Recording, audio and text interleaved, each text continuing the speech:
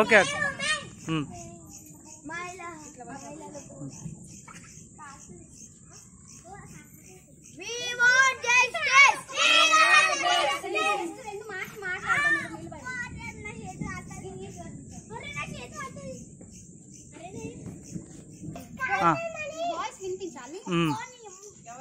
కోల్కతాలోని మహిళపై జరిగిన ఇన్సిడెంట్స్ దురంగతం మనకందరికీ తెలిసిన విషయమే.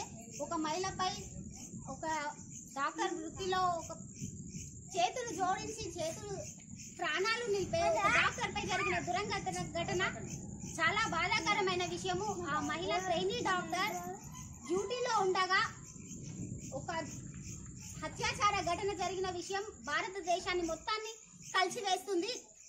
ఆమె అత్యాచారం దారుణమైన స్థితిలో ఇలాంటి ఒక మళ్ళీ నిర్భయ ఘటన మనం సరి చూడాల్సిన పరిస్థితి ఏర్పడింది. 78 ఏళ్ల స్వాతంత్ర జీవితంలో భారతదేశంలో ఒక ఆడపిల్లకి ఒక మహిళకి నేటికి రక్షణ లేకుండా పోయింది.